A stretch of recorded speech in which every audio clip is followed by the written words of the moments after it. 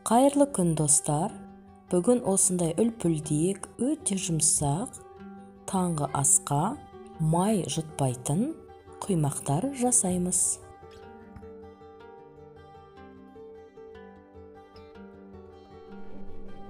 Ол үшін бізге 3 жұмыртқа, шым тұз, 1 кесе сүт, 1 кесе су, 2 кесе ұн қажет болады.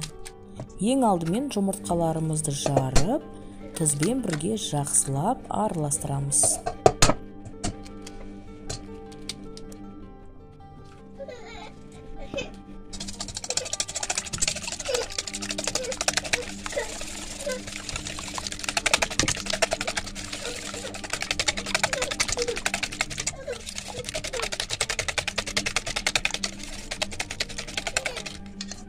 Кейін сүтімізді және суымызды құйып, тағы да араластырамыз.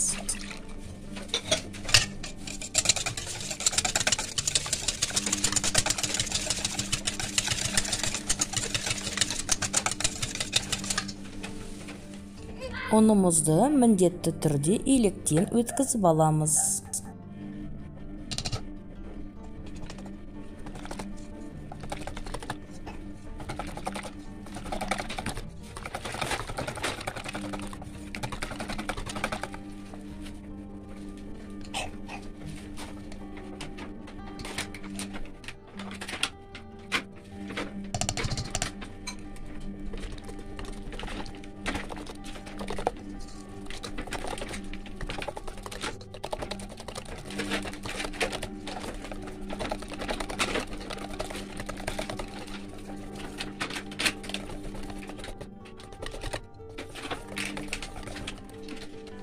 Массамыз осындай қоймалжың болу қажет.